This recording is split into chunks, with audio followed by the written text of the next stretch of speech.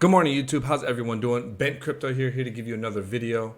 Today's video is going to be about Frag and Frag bonds, how they work, how you can utilize it to your best advantage. Be sure to check out Decentralized Minds Telegram group. The link for that is in the description below. So be sure to check it out. We talk everything crypto related and non-crypto related. So Frags, if you're interested in Frags, if you don't have an understanding of Frag bonds and stuff like that, here I'm gonna help you get started, and you know, this is gonna be a basic tutorial, nothing too advanced, but I'm gonna give you something a little bit deeper you can take advantage of with Frag bonds. So number one, Frags burn at 1% at a 1% rate. So here you can see if you spend 1,000 Tron, you're gonna receive 184.51 Frags. Now, as you can see, it's here's the rate. Obviously, you can buy at a low rate, sell at a higher rate. You know, normal stuff. Now, where bonds come into play is it's a little bit different. So you need Frags in order to buy Frag bonds. So the strategy that I use is there's a ratio, or there's a rate where Frag price rate that I normally set for myself. So at one point, if Frags drop to like 3.5, 4, that's a great buy range.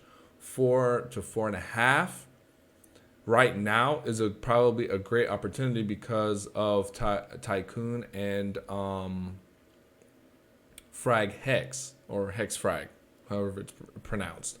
So with those things into play, and then also Tron Prime, stuff like that, Frag price is increasing. So the low for Frag, the new low, might be 4.5, 5, might even be 5 right now.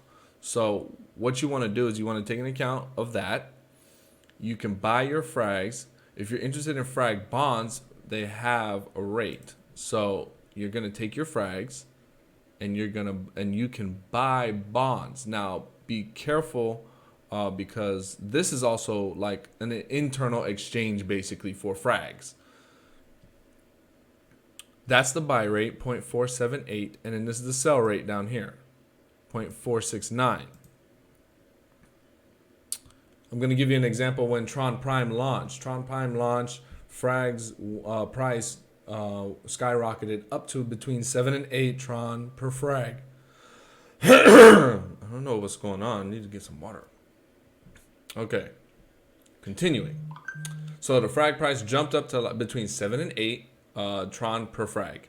When that happened, it looks like people were leaving the bonds or leaving Frag bonds or bonds decks, or however you want to see it as.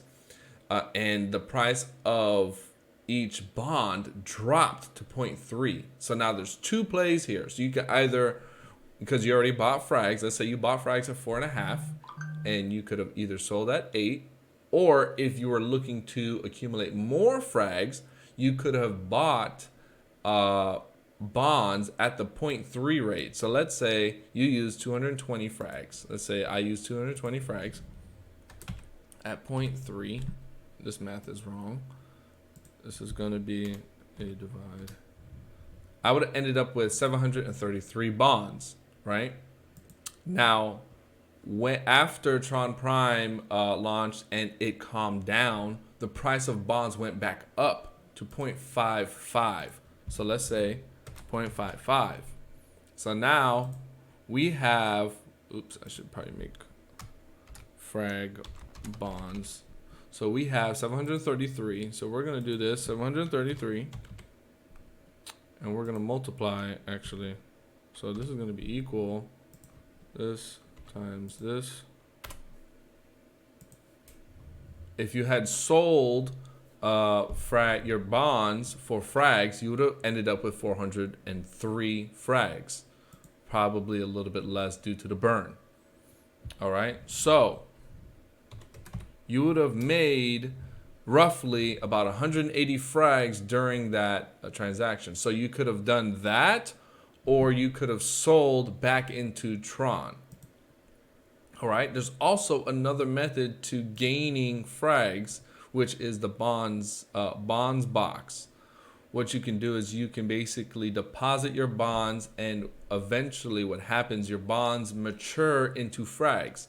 Now, that sounds great right now. So if you were to deposit your 733 bonds, tomorrow you're not getting 733 frags. It goes at a certain rate. So depending on how much you have, I believe, of the ratio, that's how much you're getting out of it. Also depends on, I think there's other things depending on that as well. There's a certain frag div pool, I believe, that takes into account as well. But it's easily, you can easily see how much you would get if you were to deposit bonds here. Once you deposit your bonds, you can withdraw them. I don't believe that there is. Oh, yep. So transaction fee of 10% is charged on deposits and cash outs. So this is something to take in account of. But be sure to check that out, because if you do a deposit, let's say you have 1,000 bonds and you do a deposit, you're getting about maybe 5 frags a day. That's a good way to see how you're, like, the rate basically of the frag, of how you're getting the frags back.